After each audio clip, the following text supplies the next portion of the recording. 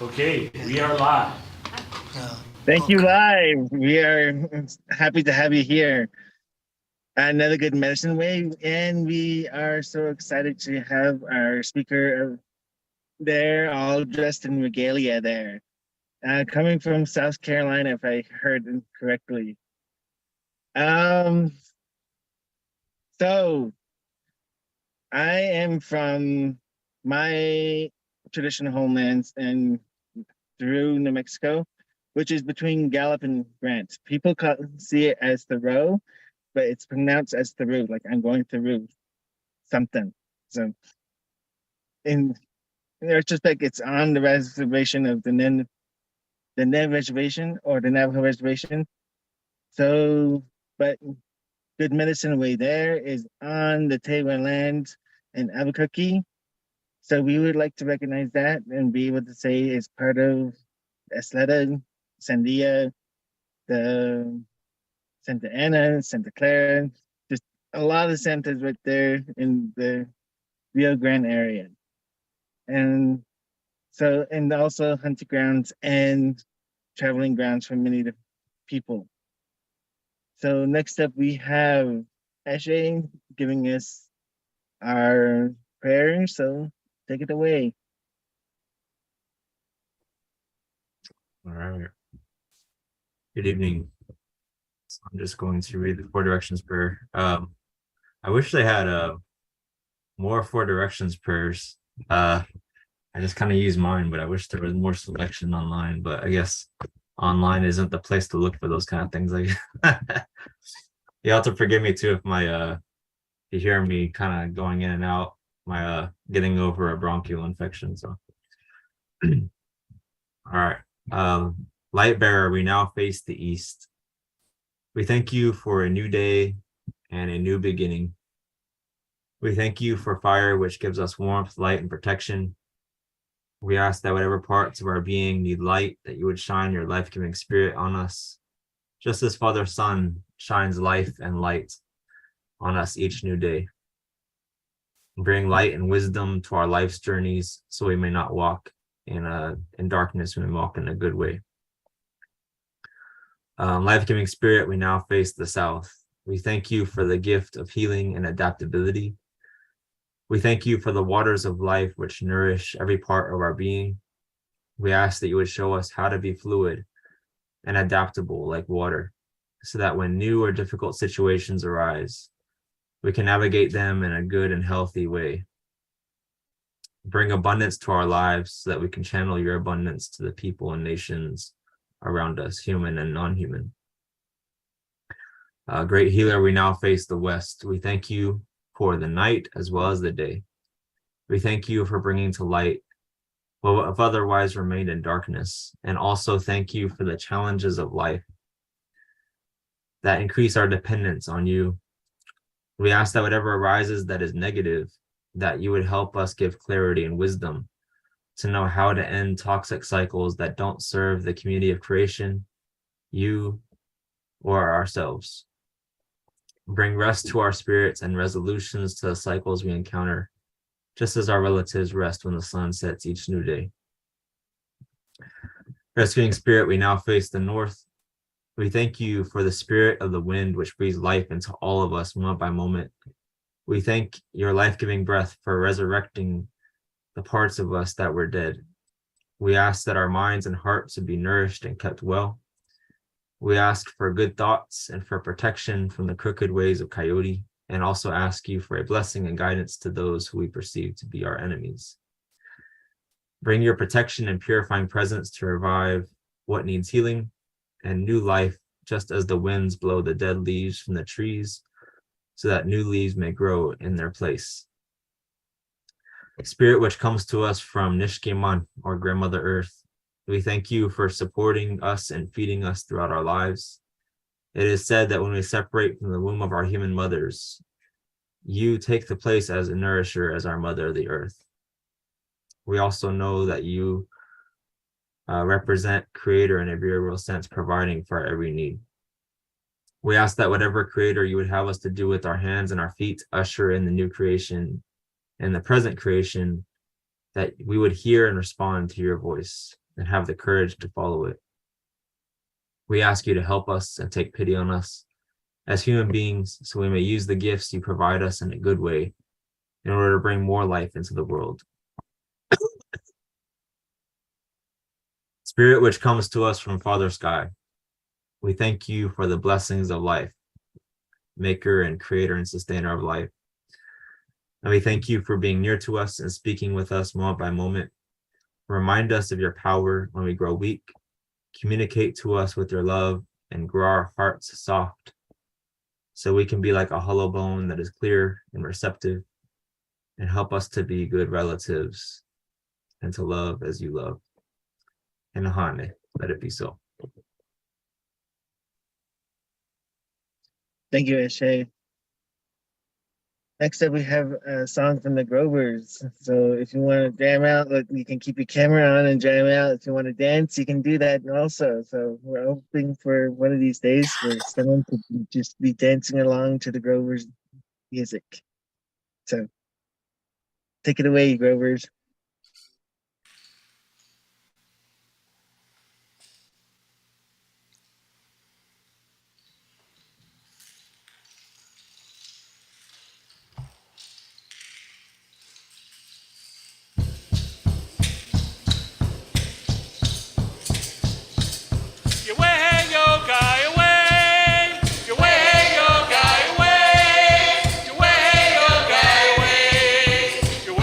Yoga.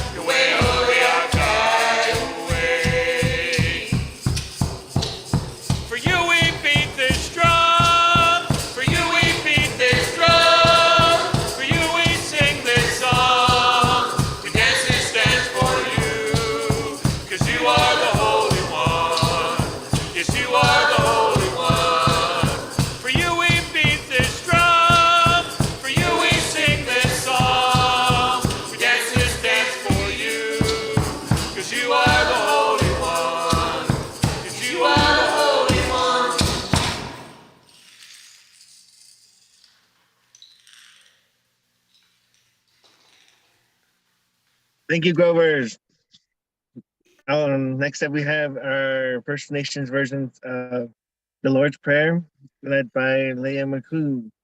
So it's not a pop quiz like Upadaka like to say, or I hope. Okay. All right, so tonight is the night where we're just going to read it and sing along, sign along as best as we can. So hopefully you'll be able to see Leah McCoo to follow her, because I'm going to put up the words so that we can follow the words along.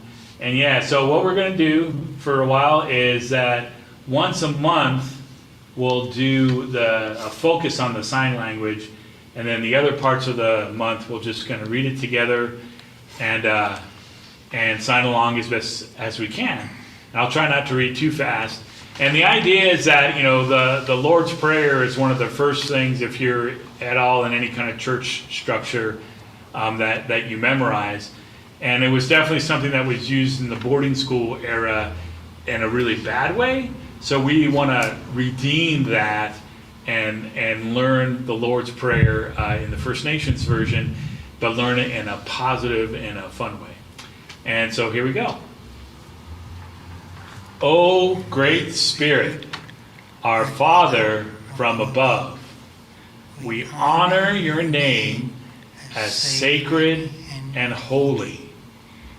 Bring your good road to us, where the beauty of your ways in the spirit world above is reflected in the earth below. Provide for us day by day the elk, the buffalo, the salmon, the corn, the squash, and the wild rice.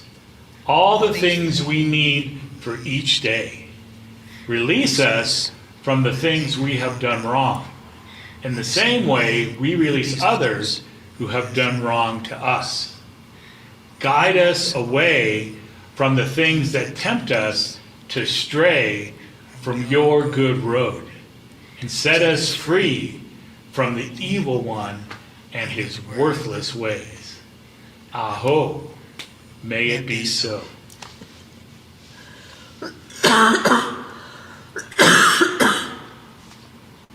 Thank you, Brian.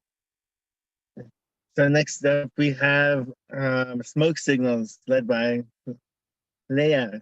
So do you have any smoke signals that you would like to share, or you are needing to announce? Please raise your hand, put the raise hands function, or if you are on any other outside social media, then Zoom, please type it on the comments and we'll try to share it with people. So please, thank you. We'd love to share your smoke signals.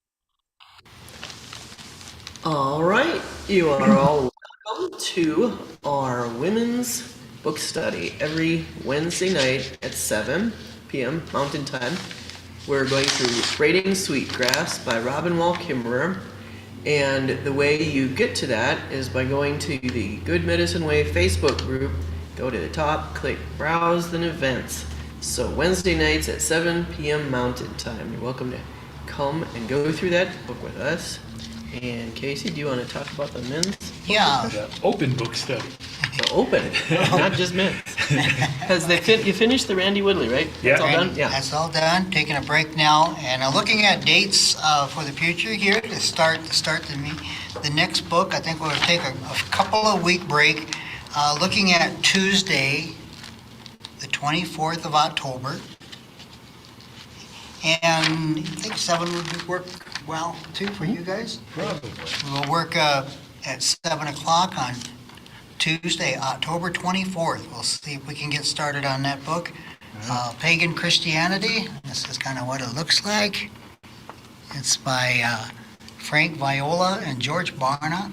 And there's plenty to read about the book. If you want to go on to paganchristianity.org, you can read a lot of different things. And because it's been such not so much a controversial book, but a very truth-telling, fact-telling book about our Christian ways of doing worship, so much so that they've created a lot of resources and YouTube spots and podcasts that have also got both of the speakers on there, George Barna and Frank Viola.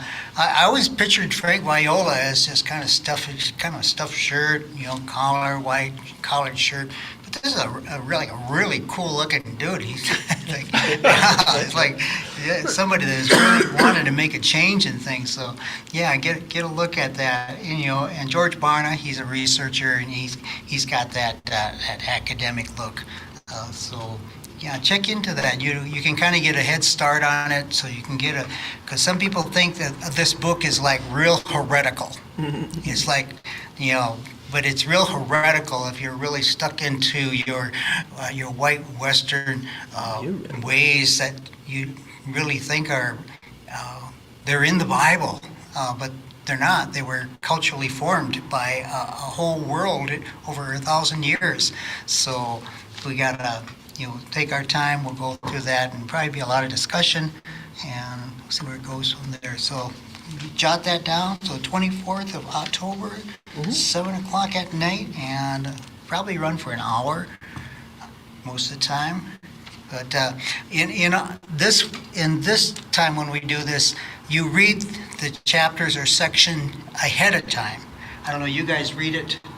You guys read it in session, right? Okay. But you read this ahead of time? You guys, everybody will read like 6 pages or one whole section and then that's what we'll go over. So it's up to you we're not going to read it in class.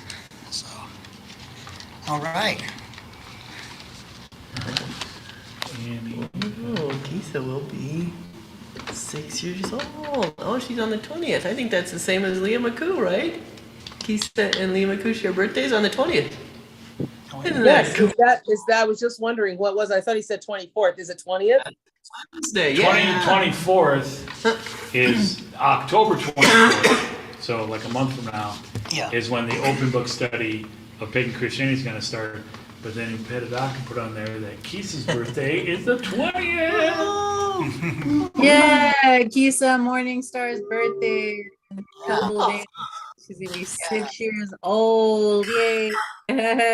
And celebrating everybody else's birthdays too, if there's any September birthdays. Yes. He'll be 6 and he'll be 6 and I'll be 67. Very good. Jesus' birthday is in September as Yeah, well. yeah, probably Yeah. right about. We'll be talking about that next week. Yeah. So so it's a good birthday month. All right. Well, unless anyone had another smoke signal to send out, we can Talk about the giveaways. giveaways. Yep. If you'd like to bless the work of Good Medicine Way financially, we're going to put up our QR code blanket as we do this next song, and you can take a picture of that and donate that way if you'd like. Or when you go to the top of our Good Medicine Way Facebook group, there's a logo there you can click on to donate through PayPal or another card, or you could message us if you'd like to send a check or whatnot, and just pray about if there's other ways you've been wanting to donate, whether through grant writing or this and that, or who knows what kind of things you are on the edge of your dreams. Let them know. Laura's getting together a Sewing 101. Yep. That's a big announcement. I don't remember the date. That's this Saturday. I've got it right here. Coming up. Yeah, Sewing 101 on Saturday, September 23rd. Yep. So you can earmark for that the materials and whatnot. Yeah, so that's another way.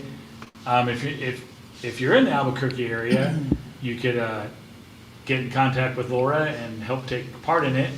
If not, they're always looking for donations for cotton fabric and other sewing supplies and ribbons and things. There's You can Laura's earmark it too. Laura's phone number there on the flyer, 505-220-1986. So you can call that number if you want to contact Laura about how to get more involved with that. All right. I think we can do this on here. All right, so let me put up the blanket. So It'll take me a little bit to switch everything around, so don't freak out if you don't hear music right away.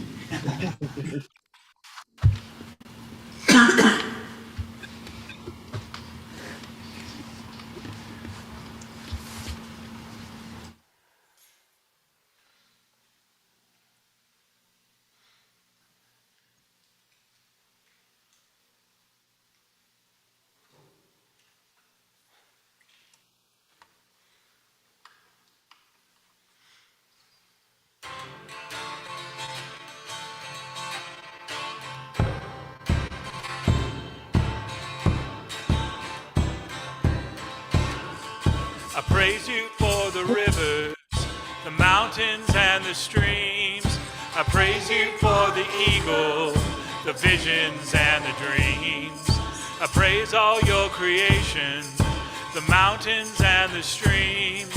I praise you for the eagle, the visions and the dreams. Alleluia, alleluia, alleluia, alleluia.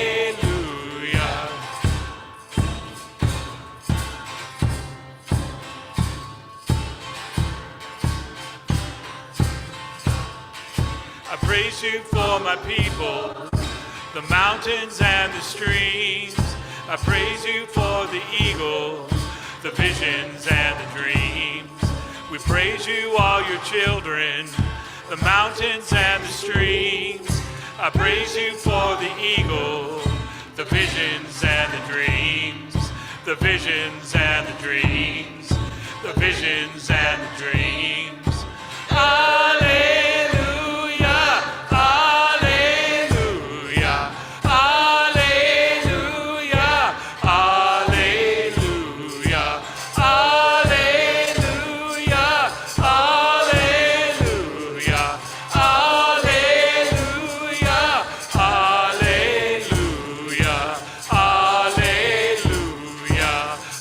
alleluia.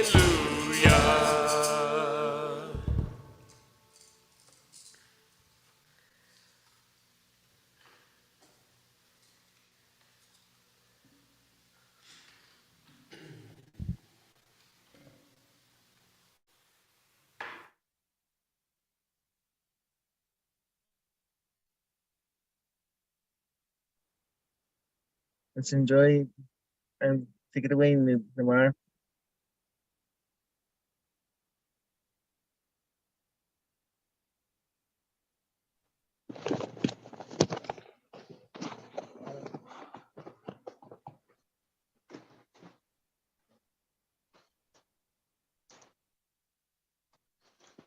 Good evening, everyone. How y'all doing today? All right.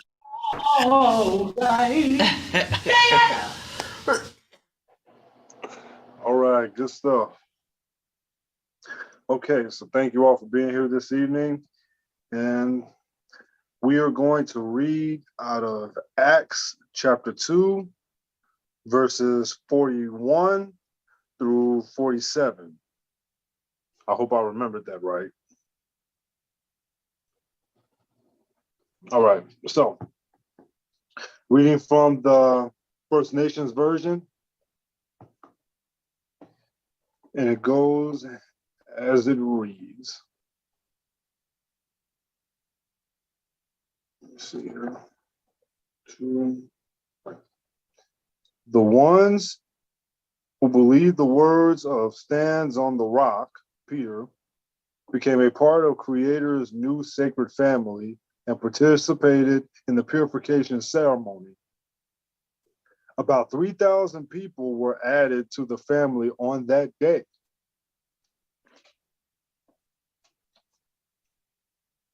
A new family is formed. This newly formed family continued daily to learn from the 12 message bearers.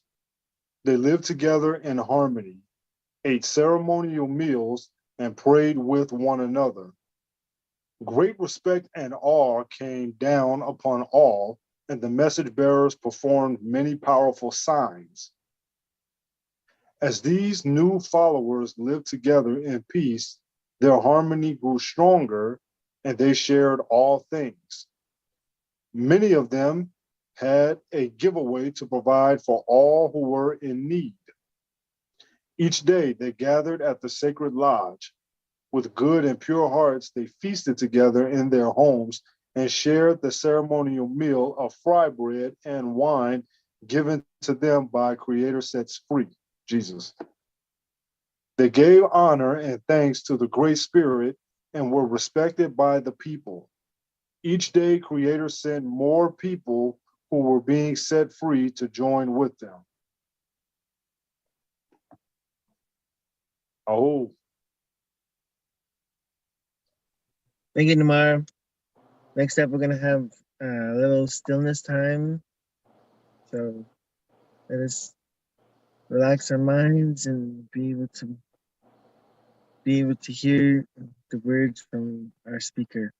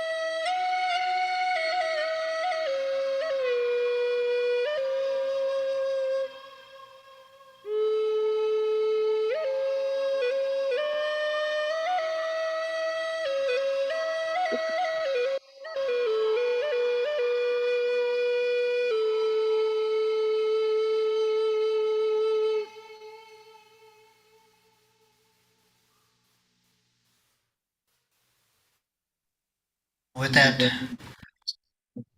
stillness time, I thank everyone for being here this evening. Our speaker tonight, Jay Goins, he and I been at different meetings probably over the past decade or so, just encouraging each other, going to Nate's conferences, just all different times we're bumping into each other, but he's been a part of this scene for some time now. I was kidding him here at the very beginning here before we got on here, and I says, that's not a typo, is it? Because it says your birth year is like 1944. It's like, whoa. So talk about being my elder. He is. So appreciate him. I'll let him introduce himself some more. He's from South Carolina. He's been in ministry for many years here. So Jay, it's all yours. Thank you, Casey. We have been running in the same circles now for quite a while. And the thing about younger people, like whippersnappers that come along and notice the fullness of maturity and stuff like that, they often mention that to me, and I just tell them to be patient and don't give up, because you'll get as old as I am. You just have to not die. And I hope that that's an encouraging word to you, Casey, because I'm trying to help you along the path as best I can. Yeah, I'm coming, speaking to everybody here from the tribal lands of the Cherokee people, who are they're my heritage, and so I'm fortunate to be able to live in the area of the Smoky Mountains. It's great. And my name is Jerry, but typically everybody calls me Jay, and that's the way I sign my name. So So that's the deal on that. And can't think of anything else to do as far as an introduction goes. So I just want to, first thing I'm going to do is see if this works. I'm going to try to put my contact information in the chat so that if there's anything that comes to mind after we finish our discussion time, you can get in touch with me. You can get in touch with me for footnoting, or perhaps, a lot of times stuff that is said and exchanged will kind of bounce around in your brain after it's all over, and you think, well, I wonder about this, or it will create a thought that you want to share. So you can get in touch with me with that information there. And another thing is, I want to encourage everybody to have a notepad or blank page on your device, because I'm going to be saying some things that hopefully will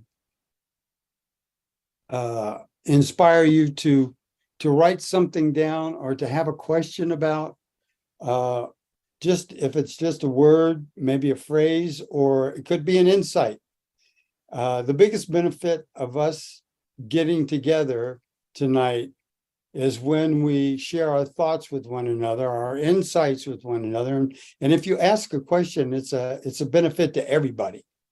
So this process is the most valuable when we process it at the end, and we will probably find some spiritual reality that we didn't come here with. So I'm going to share some of the things that I've been thinking about, and then we'll see what that might generate in your mind and thoughts. So the direction that we're going in tonight is Paradise Restored, Defragmenting Creation. I tried to come up with the most intelligent sounding title for this talk, and so that I have something to live up to. And let's just see how that turns out. I was confronted with the idea that the starting point for reconciling the moral fail of humankind in Eden doesn't start with the focus on the fatal temptation or the forbidden fruit, but in fact, the journey to reconciliation starts with a focus on peace, harmony, and perfection, as described in the first chapter of Genesis. God gathered the dry land, and he named the dry land earth. And he named the water seas. God let the earth grow grass, plants that made grain, and fruit trees with seeds. God said, let the earth produce many kinds of living things, wild animals and tame animals, and all the small crawly things. Let many different kinds of animals produce more animals. Now let's make humans who will be like us. So God created humans in his own image, male and female, and said to them, have many children. I'm giving you all the grain-bearing plants, all the fruit trees to be your food, and I'm giving the green plants to the animals to be their food. God looked at everything that he had made, and he saw that everything was very good. What I started to understand by following this idea was that there is a current and very compelling concept known as asset-based theology. Asset-based theology is a significantly different paradigm from those mainstream approaches to life as a Christian. When applying the perspective to the tenets of Christianity, there's a deliberate effort to focus on questions like, when we were spiritually strong, pleasing to God, and living our lives in a way that brought honor to Christ, what were we doing? And how were we doing it? In the brief creation account in Genesis 1 and 2, we're encouraged to see creation as a self-satisfying expression of God being God in and through our immense universe. A universe that is an interactive, interdependent, self-perpetuating, and eternal. Then a deliberate, self-indulgent act, humankind devastated the harmony and introduced the components of suffering and eventual death, which had been totally absent up to that point. Now, for us to assess and address the fallen condition of God's creation from an asset-based perspective, we would first have to determine when creation, including mankind or humankind, was very good and in perfect balance, in which all of creation was interacting by individual components, giving what it had to offer, taking only what it needed to flourish. What can we perceive was happening that contributed to maintaining that equilibrium? Then determine what attributes and actions would be needed to return to that harmony and peace.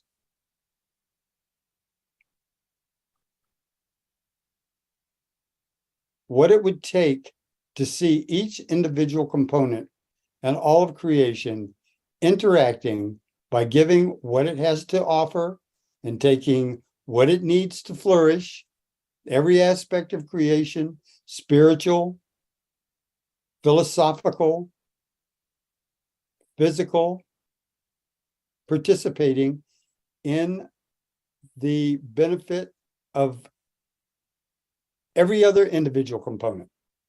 This would mean that every created thing is necessary and it exists for the benefit of every other created thing.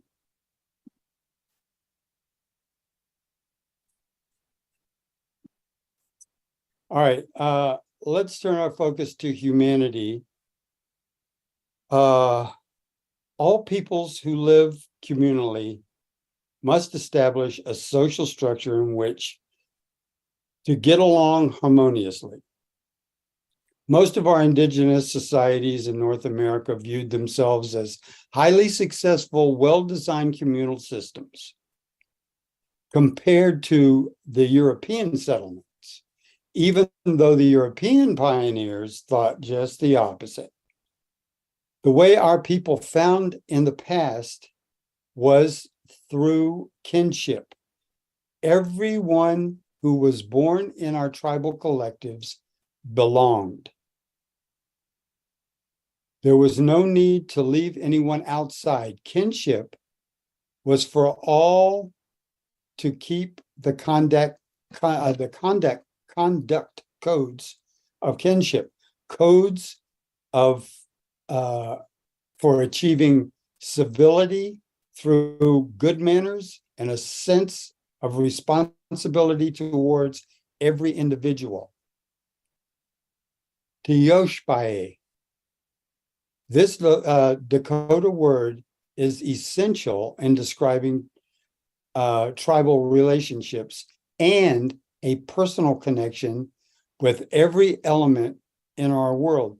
This, to us, as what it meant to be human, civilized. In contrast, the West unanimously enforces cooperation through power and laws. Our indigenous young were taught from the very beginning to respect kinship rules. One must be a good relative. Every other consideration, property, personal ambition, self-recognition, personal enjoyment, life itself was secondary.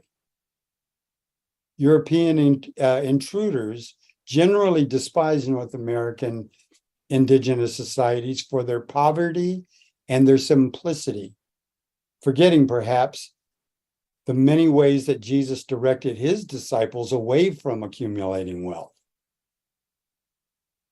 Our native spiritual beliefs forbade the pursuit of luxury or the enjoyment of wealth. It was the rule of life, taught to each child from the very beginning to share the fruits of their skill and success with those less fortunate, and to keep their spirit free from the clog of pride or envy. This is a divine decree that is profoundly important to the soul. Walking this spiritual path sets no price upon either property or labor. Our generosity would be limited only by one's strength or ability.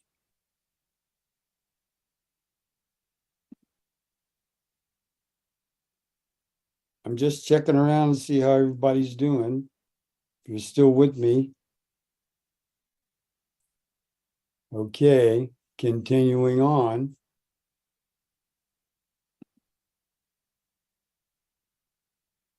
All right, from this perspective, when a lesser universal wholeness, including spiritual, is being experienced, an asset-based approach to restoration would be to restore and address the seen and unseen world with an attitude of service and cooperation. This approach presumes that the world is in the process of returning to the optimum state of wholeness and balance.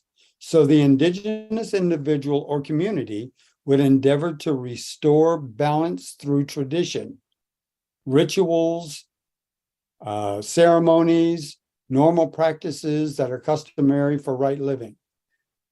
Contrastingly, the deficit-based approach would implement rules or guidelines as correctives, or invoke punishment as an incentive to maintain right living.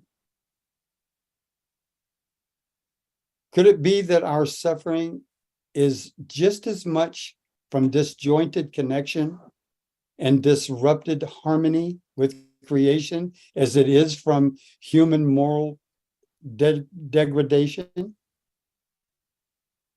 If creation, Eden specifically, was a sphere of interacting energy, constantly responding to opportunities to benefit each individual component and the whole, then after the fall, that innocence lost introduced guile and self-promotion, i.e., hiding, blaming, killing. With the initial fracture of the universal commonality, we all know cohesion was destroyed. We can see this as a description of the world we know.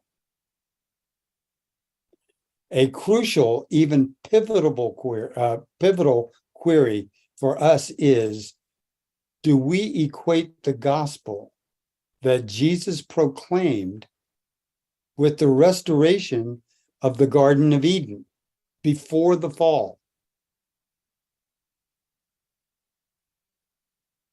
Backing up from the narrative in Genesis 3, where unity was destroyed, to Genesis 1, where Creator exclaims, everything is very good, the question that must be considered, which is a crucial sticking point, is, was humankind an equal component in creation? Or was the world explicitly given to humanity to exploit? We have two creation accounts in the Bible that depict differing understandings.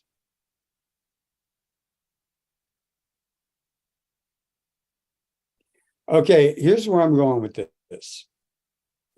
By attempting to regard the Lord's Supper differently from the way we view it, or even engage it nowadays, we may be able to view the sacramental Eucharist ceremony of the first Christians as a fuller, more comprehensive understanding of re-entering their Jewish triadic covenant between themselves, God, and the rest of creation. This is how the community is described in the book of Acts. A deep sense of awe came over all the congregation of believers who were of one heart, mind, and soul. They shared everything with each other. Not one claimed anything of their own. All things were common property to them. They sold their property and possessions, land and houses, and brought the money to the apostles, who divided the money and gave it to those who needed it. And there was not only a needy, there was not a needy person among them. All the believers met together and worshiped at the temple each day. The apostles were given testimony to the resurrection of the Lord Jesus with great power and performing miraculous signs and wonders. Everyone was filled with awe. The believers spent much of their time together. They ate together in their homes, sharing their meals with joyful hearts and generosity, and prayed together, sharing a common purpose. All the while praising God and enjoying the goodwill of all the people. And each day the Lord added to their to their fellowship those who were being saved. The Greek term at that time for this active community engagement was koinonia. Excuse me. Thanks, honey. The biblical Seder gathering that Jesus commissioned to his disciples the night before his death. Thanks. Excuse me a minute.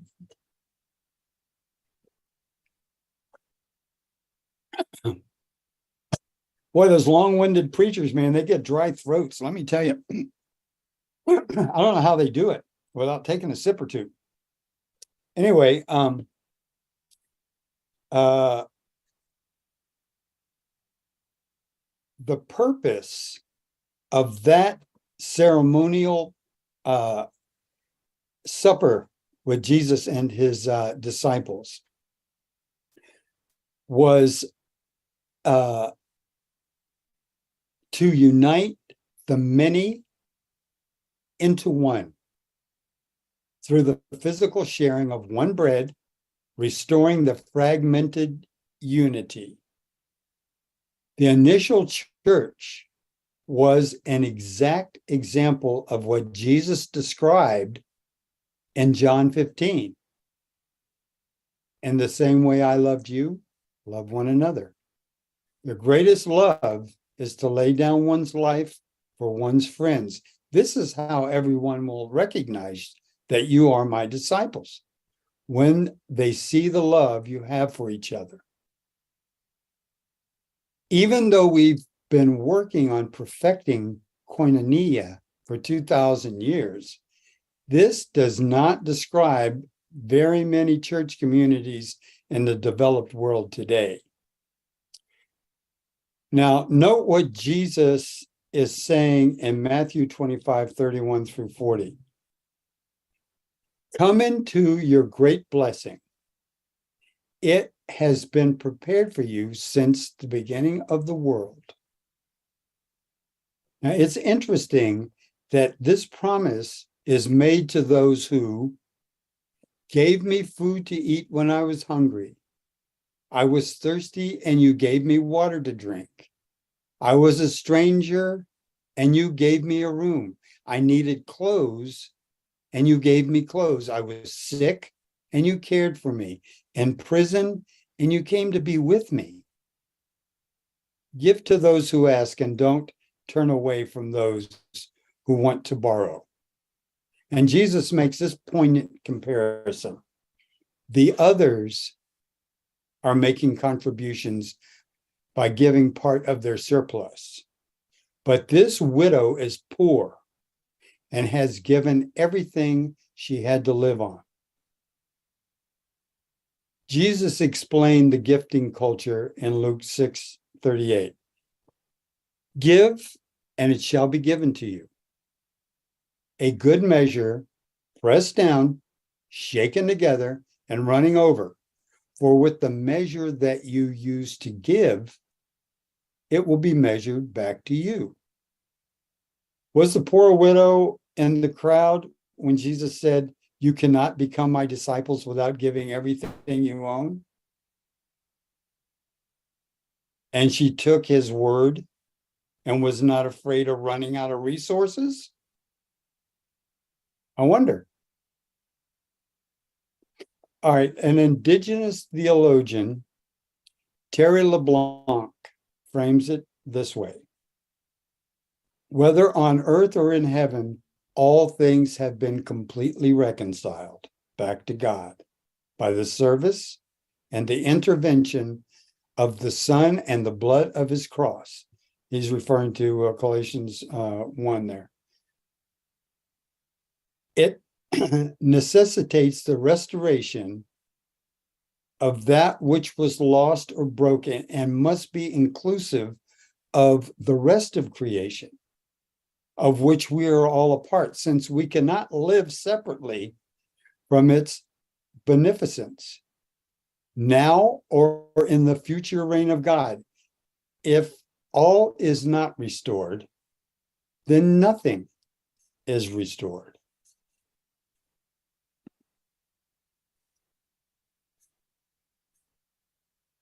So at this particular juncture, I want to give my appreciation to Brian, who is going to provide a little time of meditation for us to think about anything that was insightful to you, any thoughts that may have come to mind, of course, questions, but just sit for a minute and see what rises to the surface in terms of what you find significant, and then we'll get back together and we'll talk about it.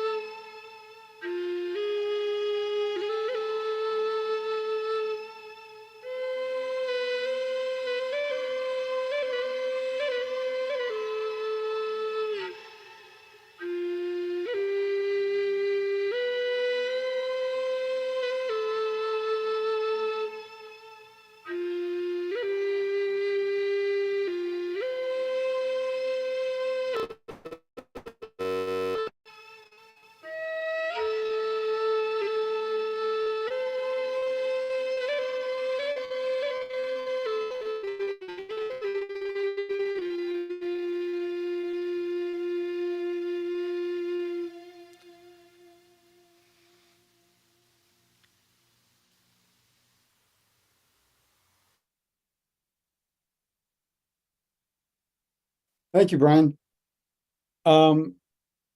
Is there somebody who can keep track of questions, hands raised and all that kind of stuff? Because I don't think I'm gonna be able to do that. It's gonna be a free for all if I do it. Yeah. Yeah, I can try to keep up with that. Thank you, Brian. Well, I'm kind of wanting to hear Helen Wright say how the creation story and the story from Acts fit together. That could help me. Helen, your chat's being called out. Wow, I only wish my students wished to hear me that much.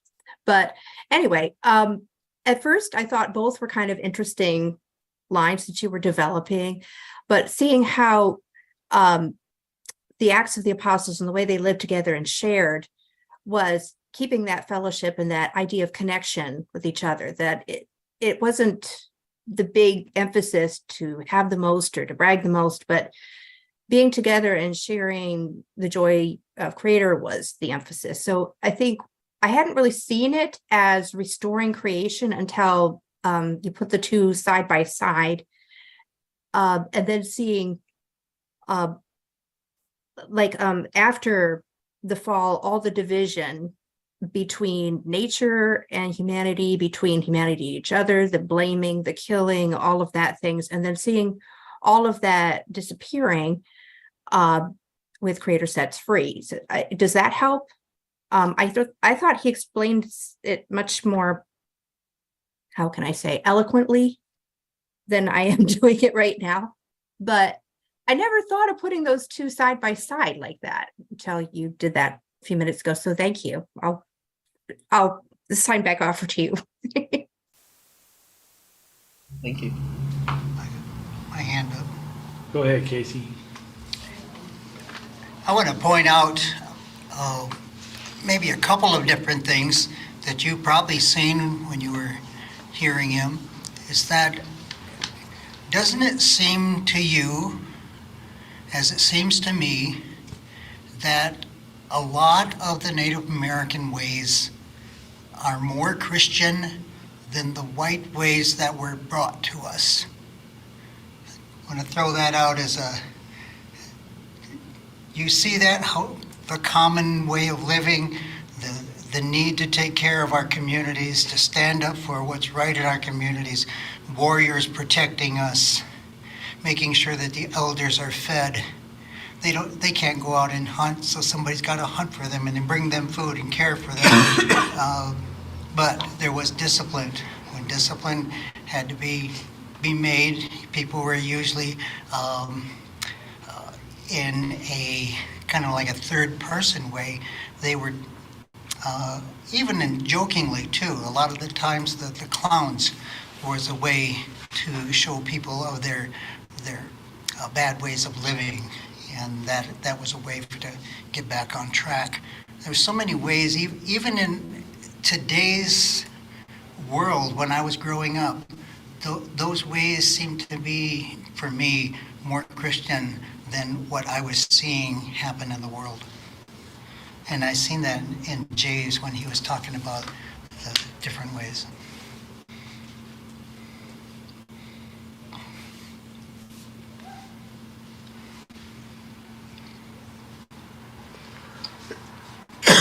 Yeah, I think you can even like directly contrast like what Jay was bringing out to us and the common teachings in most evangelical churches here in the States, where you really have, the rest of creation we aren't in relationship with. Like nature is a commodity for us to steward and to use up. And there's no sense of earth care in a lot of these churches because their theology points to an end times where God raptures us all out of the way before anything gets really bad and then creates a new heaven and a new earth. But that's not really what the scriptures teach. You know, the scriptures teach that we're to be caring for the earth. The scriptures teach in the end times that heaven comes to earth and earth is restored, not that he just like wipes it off and starts over again. So I think you really like the contrast you were bringing out, Casey, that you really see that when you look at the teachings that you hear in most evangelical churches in the States compared to the teaching that Jay just brought us tonight. I don't know if you have any other insights on that, Jay.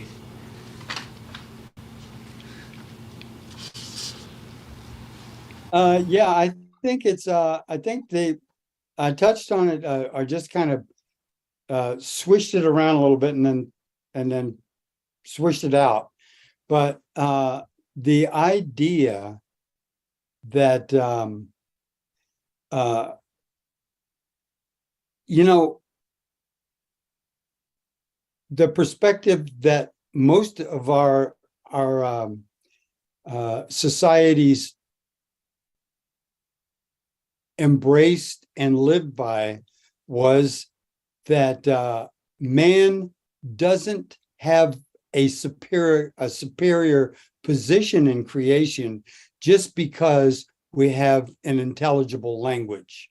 That didn't entitle us to exploit the rest of creation.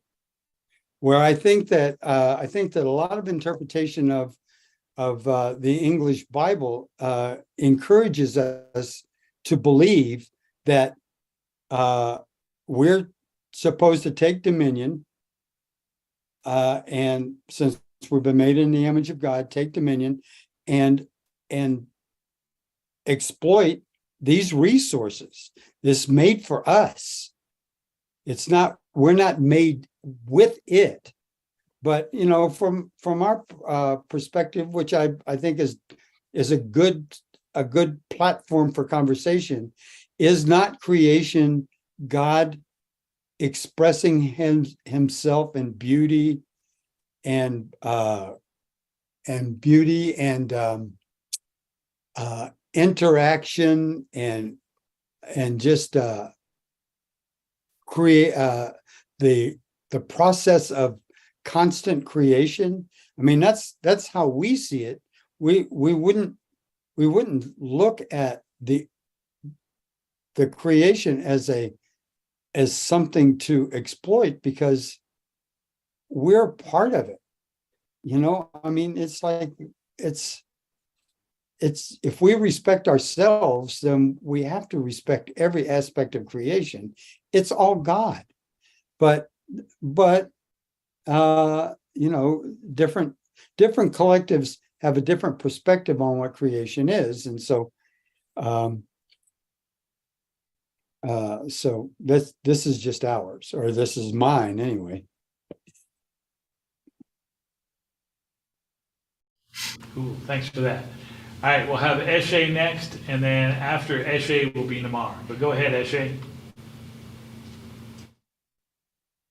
Yeah, I was just thinking about how within like what you all talked about, just within discussion, how different it would have been if there was like if, how do I put it?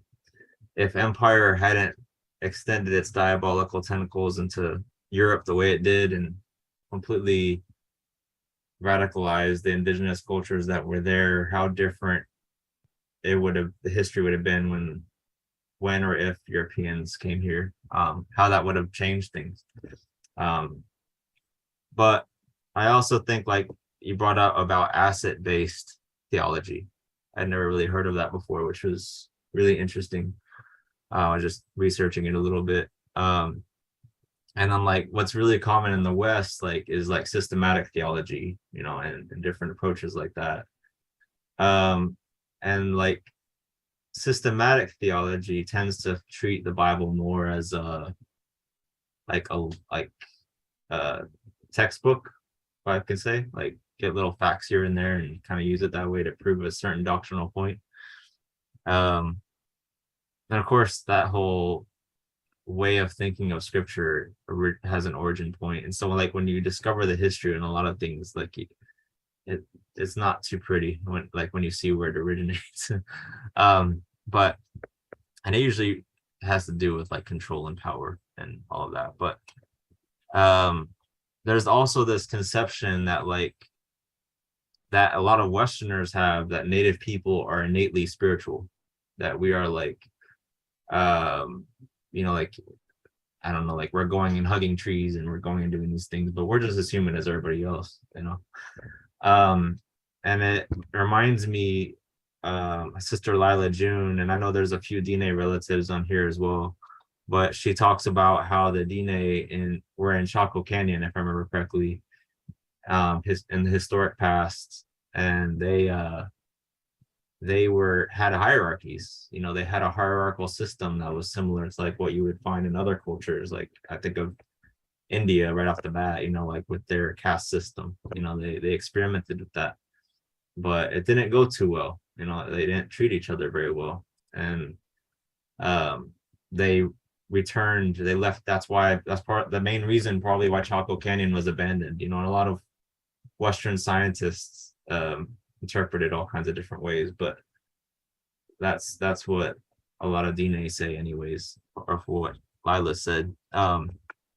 But it's just interesting, like I don't think Westerners have really learned those lessons. They don't have that collective history as different people, and I think that's part of it is the whole melting pot phenomenon that's happened, where people just lose who they are from their historic past in Europe, if they came here from Europe, and understanding their people and their history.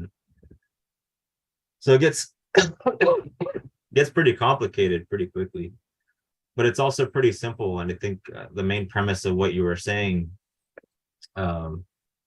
is just like, I've been listening, for anyone who's interested, like in exploring what you talked about, it's been really helpful. I've been listening to a free classroom seminar by Bible Project, and they've been talking about like this whole Eden motif, right? This creation motif, and like they talk about how Eden was a mountain, and like that was like a really radical thought to me. Like, and they allude to like Isaiah in different places, and then you start seeing like how mountains are used as the sacred place where heaven and earth meet. And you find that in a lot of indigenous cultures too, in different parts of the world and even here. And so just kind of like seeing how that Eden motif gets played out through the narrative, and then how that connects to humans, and is really interesting. But I'm kind of ranting here, but I don't want to take up too much time, but just some thoughts I had while you were talking. And then what was I gonna bring up? Yeah, I'll have to think about some other questions I have if any come across, but I'll hand it over to Lamar for now. Or do you have any response to that, Jay? Or additions or anything? No, but thanks, Sashay. Appreciate it. All right, so then we'll go to Lamar then. Go ahead, Lamar. Okay, so, well, first of all, as always, thanks very much, Jay. Really appreciate you and all that you share and teach us. Thank you for blessing us this evening. So now my thought is to reflect on what Casey has said about noticing the parallels. And in light of what Jay has said and what Eshe had just said, here's my thought, is that indigenous Christianity, I believe that reflects what's biblical, whereas the Western theology, that reflects what satisfies the tradition. It also reflects a tradition that satisfies. And when I think about Jesus, whenever we see him teaching, whenever there's an image of him teaching, We notice he's teaching while in the midst of people gathered around him, as opposed to the traditional Western theological way of standing up to a pulpit or standing up in front of a crowd, and is you listen to me as I speak to you. And so I'm thinking that the way to practice the correct theology or the correct way of understanding the faith is that we really have to understand what Jesus really affirms and what he teaches and how he teaches and how he goes about it. And I think that the more somebody told me this before, somebody told me the more that we study about Jesus, the more we ourselves realize how we are not like Jesus, if that makes sense. And then I think that with that thought, I think that oftentimes the Western tradition has been asked and has been challenged to consider teaching Jesus in such a way that's biblical, but also will reflect the tribal indigenous not tradition, but cultural customs, way of doing things. And they won't do that because I think it's because there's a lot of fear within the Western tradition. And I think the fear that the Western tradition has is losing its power. Because historically, they have taught the way that they taught because it empowered them. It instilled fear in many, and they have capitalized on having that power. So I think that there's fear within the Western tradition of losing that power if they were to teach in a way that reflected what's actually biblical, as opposed to what's traditional.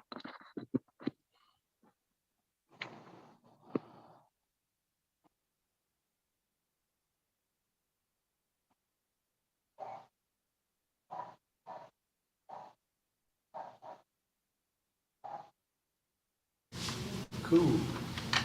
Yeah. Joe. Morrow's been keeping it real. And all right. We'll go to Joe next, and then it looks like Eshe's memories come back. So we'll go to Eshe after Joe. Can I go after AJ? Itchy?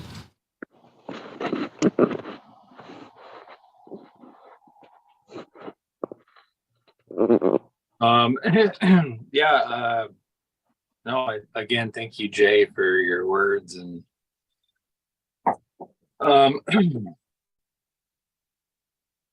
it's tricky, man, because like this is like one of the things, it's like infuriating, but then also at the same time there you have compassion for like the big C church.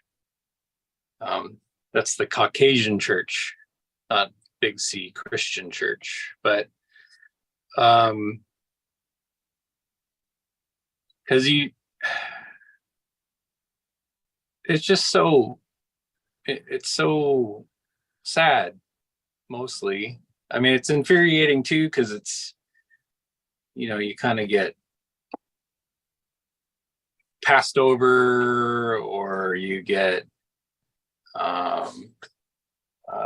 marginalized in the group, or your words do or whatever, and you're like, man, like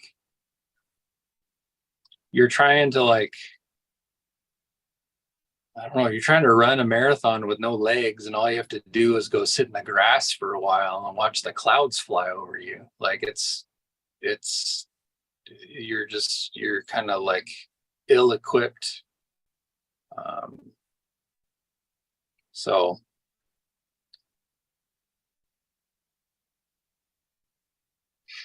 anyway, I don't even know if my phone's on right now. I just see a black screen. So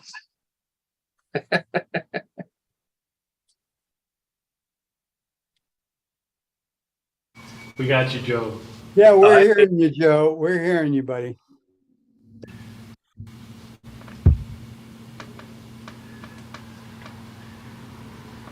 Right.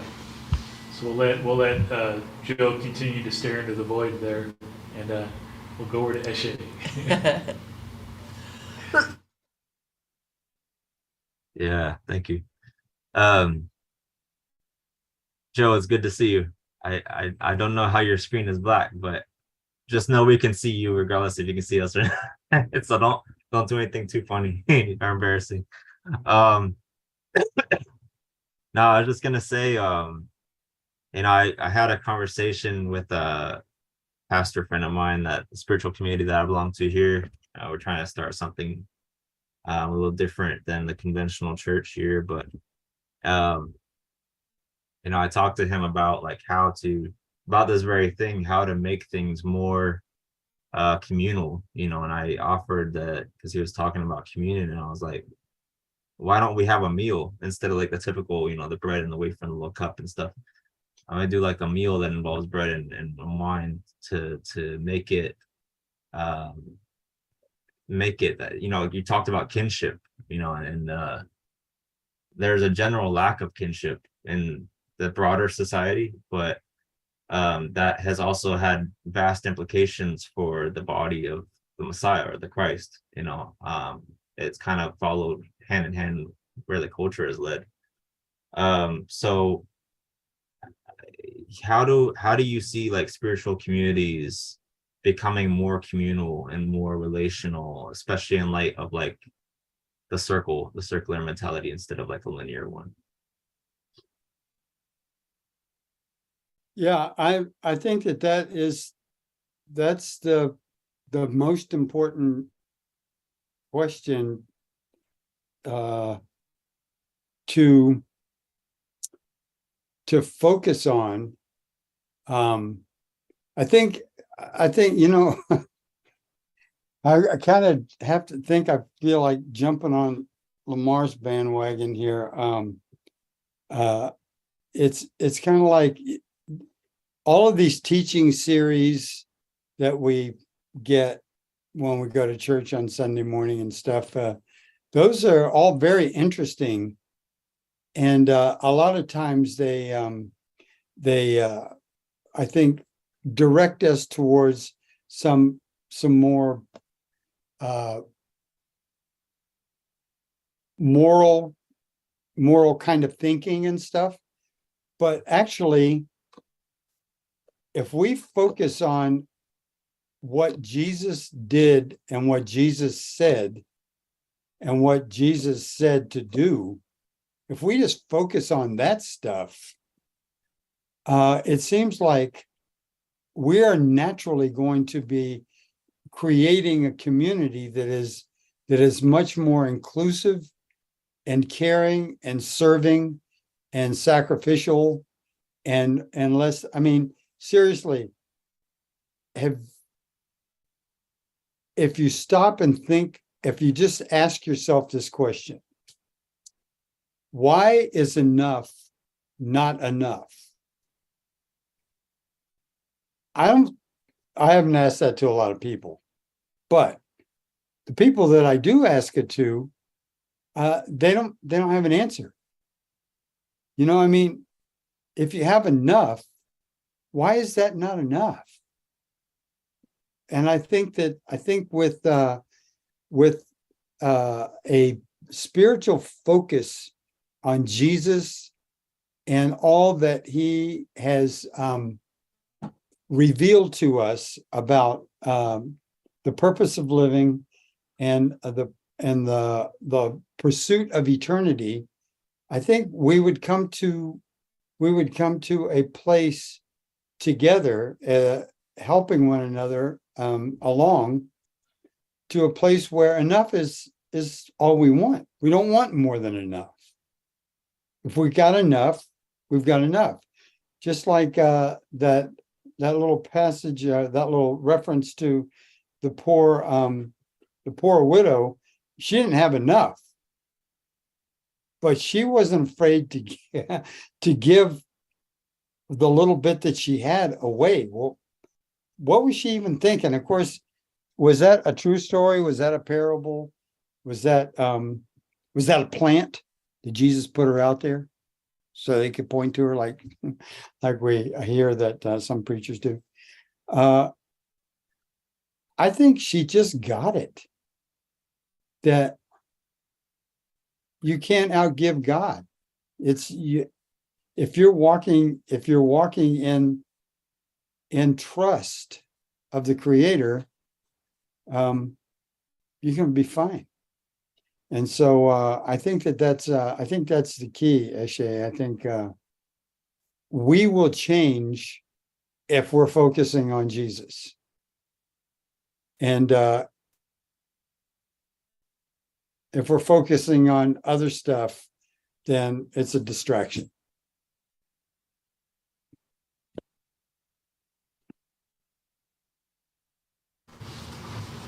All right, I believe Leah has a comment, and then Petadaka will be after Leah, and then after Petadaka, we'll go back to Joe.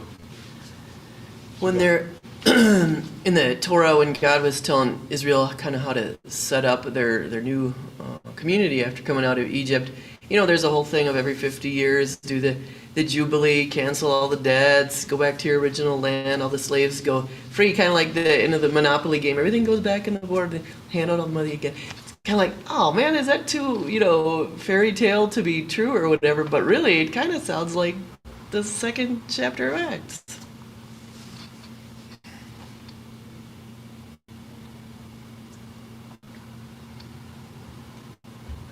All right, go ahead, Petadaka. Okay, so I have 3 questions technically. The first question was, what was the last statement that you made in your talk? Is something about if all is not restored? What was the last part of that? I will read that for you right this very minute in time. It says,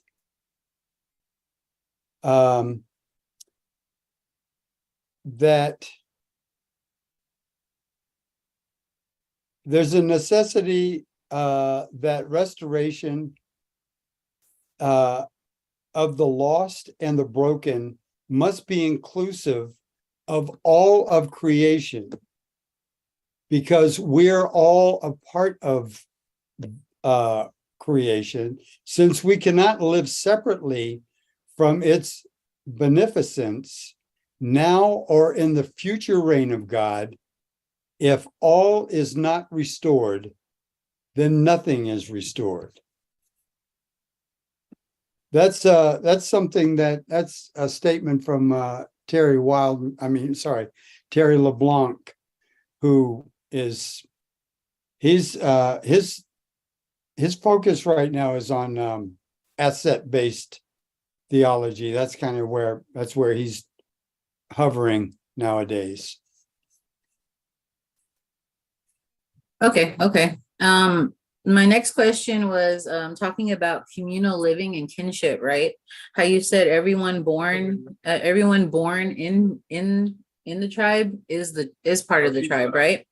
So the question that I have is like, what about those who are exiled and left behind? Like, are they still part of the kinship, or are they something separate now? Well, that is a good question. And I think that the removing people from the community is like I can't really speak for every 352 tribes. So I'm just talking in generally speaking, we didn't exile people. Even if somebody shamed themselves out big time by whatever, well, I think we could, I don't want to get too into this because this is kind of a touchy subject, but even in our communities today, we still embrace people in our communities that that are not contributing and are not participating in a good way, but we still maintain the attitude that they're a member of our tribe. You know, I mean, that they're a member of our family. I mean, here comes Uncle Albert. Don't get too close to Uncle Albert, but it's okay that he's here. And I think that in general, we didn't exile people, and we didn't ostracize people. They still remain part of our community because they were family, and family that was what connected us. We were always family. That was the deal. So, you know, that's just, you can definitely find some examples where that's not true, but generally speaking, that's how we maintained a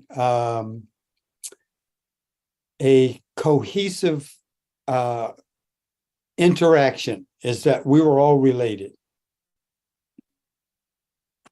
Okay. Because I was thinking about the dung horse story.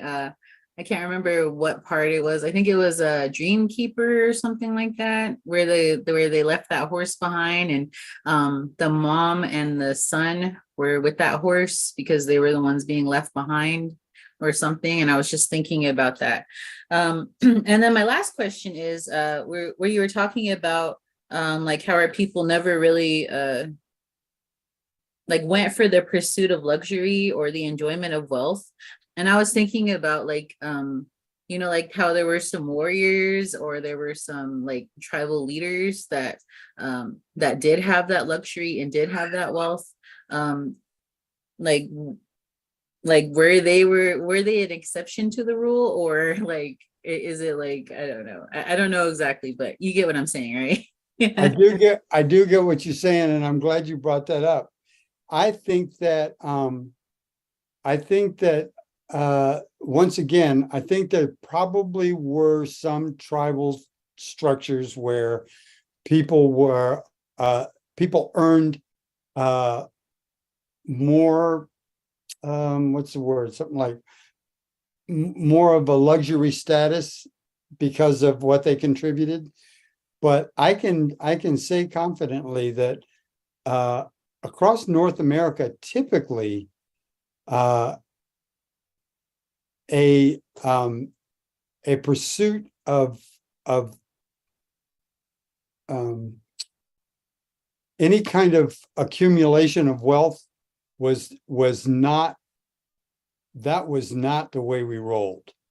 And the reason and the way that we kept that in check was our giveaways. I mean, it was like 3 to 5 times a year where at the end of the year, you didn't end up with anything that you had in the beginning, because you have to give it all away. If you hold something back from a giveaway, you're shaming yourself out. You only get esteem by giving away your very best. That's how you become recognized. Now, I'm sure that there are some tribes, I don't know which ones they would be, but I'm sure there are some tribes that people were elevated to the place where they can accumulate some kind of luxury, but I don't know of any. It was typically, if you accumulate luxury, then you are catching some big time shame. That's not how we roll, kind of thing. All right. Well, thank you very much, Jay. Thank you. That was great. Thank you for asking questions. Those were great. Yeah. Your idea to bring out a blank piece of paper gave me the chance to actually write this stuff down. So thank you. AJ, before we get to Joe, I was wondering how you were talking about Empedoc's question about those who were maybe exiled or left out. How do you think that way of thinking would be applied to those who were stolen from the community, whether through 60 school, boarding school, whatever? But there's a history of natives being forcefully taken from their communities. So with those concepts of kinship that you were talking about and acceptance, like how does that inform the process of restoring those individuals if that's what they want? Yeah, Brian, that is one of the reasons that this is so painful and so devastating in our culture, is that I mean, it's devastating to take children from anywhere. I mean, but not it doesn't have the same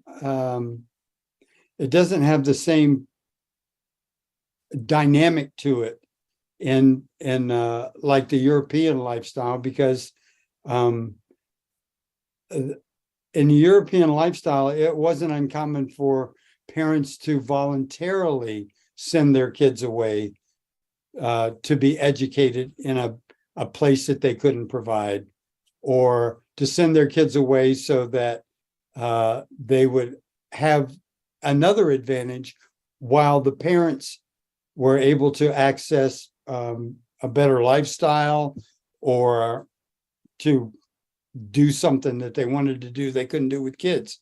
Whereas with us, we brought our kids with us wherever we went. I mean, it's like, you're not going to send your kids away because you want to go hunting or something, man. You bring them with you.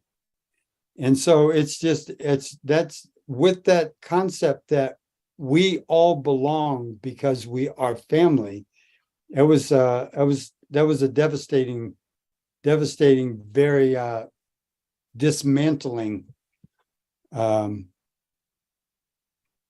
component to our history that I don't think we can never restore that. There's no way to restore that. So yeah, that's that deal. But also along those lines, warring tribes would take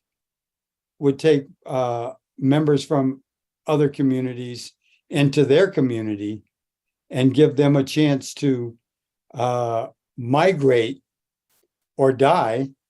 So that was pretty common. It's kind of like, we're going to take you away from your family, but we're going to encourage you to become part of our family. You are Blackfeet. Now you get to be Cheyenne or else. But so there was that kind of thing that went on with us too. But I think that you have to understand the big picture, the whole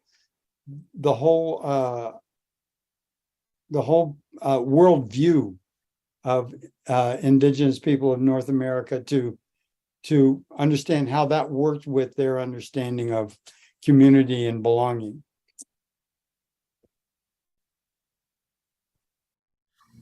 All right, Joe, go ahead.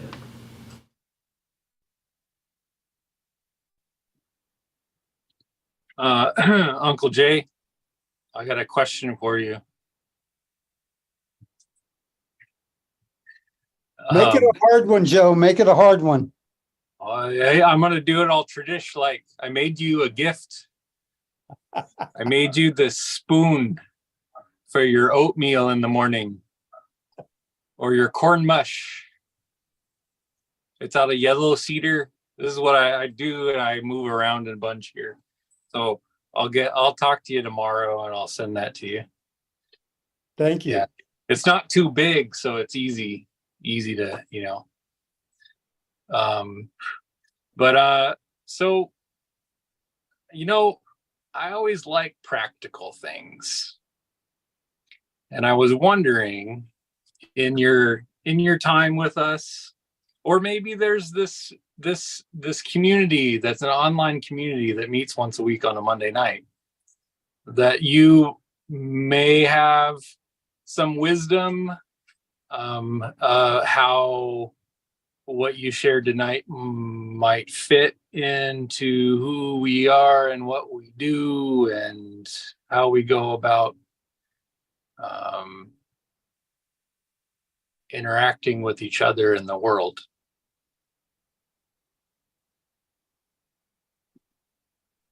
Well, is that it? I mean, I can make it harder if you want. No, that's all right. We'll just stick with that one. I think that that's pretty much what we're all, that's the path that we're on. I can't speak for every single one of us because I don't know everybody, but generally speaking, that's the path that we're on, trying to see the world as inclusive and being a part of all the world that we see in a good way, and trying to include all the world that's around us in our experience in a good way. I mean, I think we're all on that path, and I think that these kinds of gatherings kind of help us to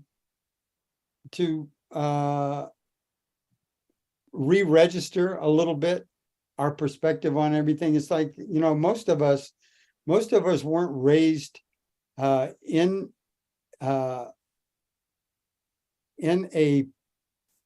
training capacity where by the time we got to be teenagers, this is just the way we roll. It's kind of like, yeah, of course I would die for somebody else if they needed me. Why would I not? Is my life so important that I wouldn't lay it down to save someone who is being in dire need? Of course I would. But since we don't have the advantage of that being our formation or formatting or something like that, we just have to pick it up a little bit every day, change a little bit every day, practice it a little bit every day, learn a little bit more every day, and just become more every day. But it's the same thing that Jesus is. I mean, it's the same thing as our walk with Jesus in the Spirit is every day. Like Namar said, the more we look at Jesus, the more we see we're not like him. But the more we look at Jesus, actually, the more we are like him, the more we become like him, the more we see how to do things a little bit more like him, how to feel a little bit more like him. So it's just it's our path, and it gets better every day.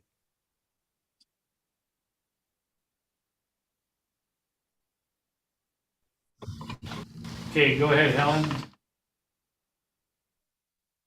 First of all, shout out to Joe. It seems like every time I'm on here, you're growing something new, you're making something new. And so I put a comment in there that it seems to be your superpower. I saw weeks ago, he had this little strip of land. He had all kinds of plants growing. I mean, I can imagine myself doing that and they would all be dead, but his are all growing and they're thriving. So that's not my main point. Just seems like now we find out tonight he also carves spoons. Okay, so no big shock there, just one more gift. But I was thinking back to years ago when I was at a demonstration. It was during the Trump era had the policy of family separation, where they were separating children from parents, putting them in cages and stuff. And I heard speaker after speaker get up and talk about family separations from their background, whether it was African Americans talking about slavery or the Japanese Americans talking about internment. It all seemed to come down to this, what you were talking about with the fall of creation, breaking the connections. They didn't want people to be connected to each other. They wanted to break them down, and they wanted to break the power that there is when we have that community. But I thought it came back to what you were talking about with the apostles too, of bringing that community back together, and what you're talking about with the inclusion, where we're supposed to be drawing everybody together and building one another up, not tearing each other down and destroying all the connections. So that's all I wanted to say. Yeah, good.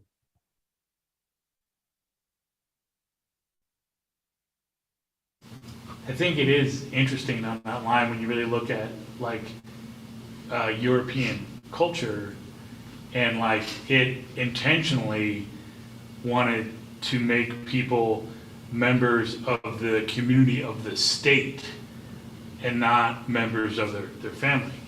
I mean, that's how you can have a story like Harry Potter, where all these kids get shipped off to like a boarding school for weird people like them. And you know, so it's like that was like part and parcel of European community in order to keep the status quo empowered.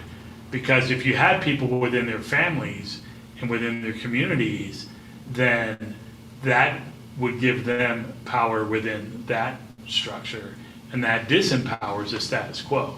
So whether there would have really been a revolution or not, the status quo wanted to have that lock on power, so they intentionally like disempowered everybody else, and tried to make them part of the status quo in service to them.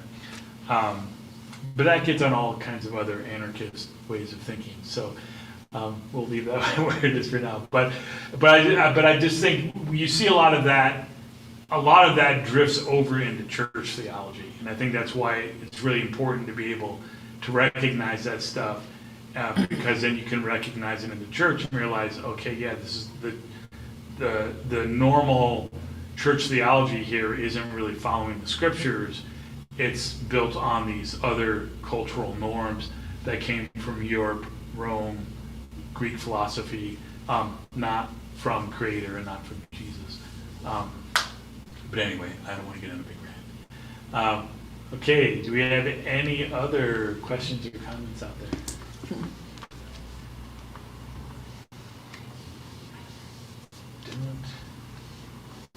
Good. Well, thank you, Jay. Very good. Thank you for coming on and sharing with us, and I know we'll see you down the road somewhere here. Probably Sioux Falls Seminary next June. That's probably next time we'll see each other. Anybody else want to gear up to go to Nate's Symposium, Sioux Falls Seminary, South Dakota? Be a big group. Save your pennies.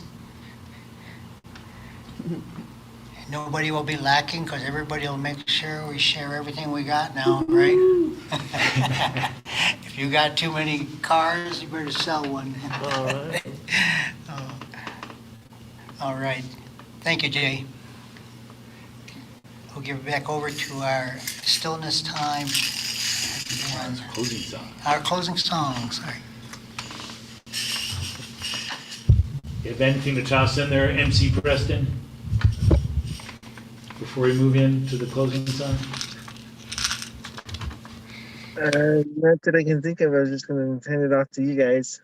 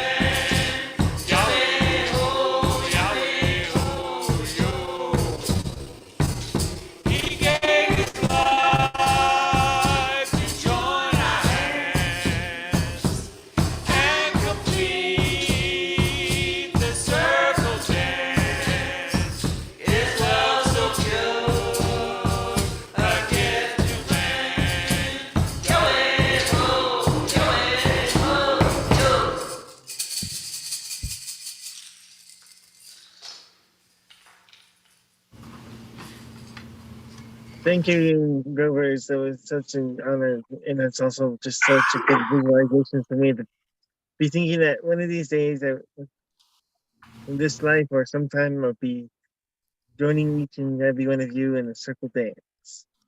So to get into this way, we will have Umpadadaka be able to give us our closing blessing. So let's off with something great.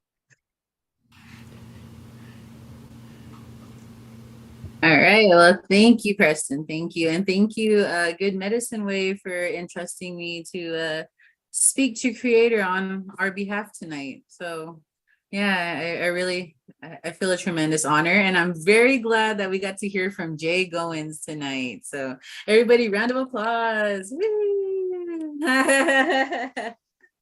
Yes, we can't wait to have him back again whenever that may be. Eh? But yes, if you all will join me in prayer, I will do our send-off blessing. So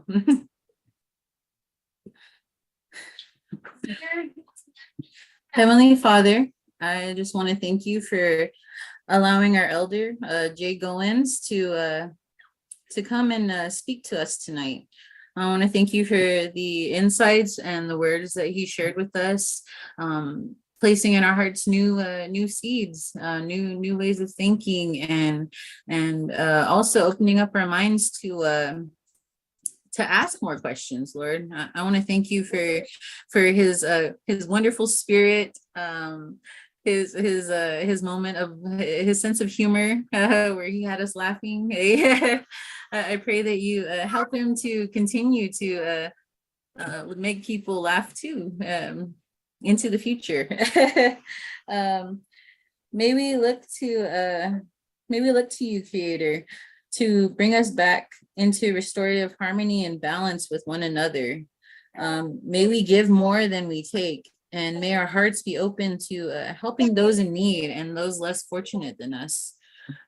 Lord, please help us to not hold on to our earthly possessions, not cling on to them as much as we do, Lord. Help us to go back to the ways where we used to help one another. We used to give each other a helping hand. We used to look out for one another, Lord. I just pray that you help us to bring those who are exiled, who are away from their people, Lord. I pray that you help us to find the path to them, Lord. And I pray that you help us to bring them back to where they belong, Lord. May we have a heart to return to the right way of living with you and all of creation. May we be able to take an inward look into ourselves and see where we fall short in this right way of living, Lord. I pray that you give us the conviction in our hearts to be able to change that, Lord. I just want to thank you again for Jay and everyone that is here listening here in Zoom, on YouTube, on Facebook, everywhere that they hear this, Lord. I pray that this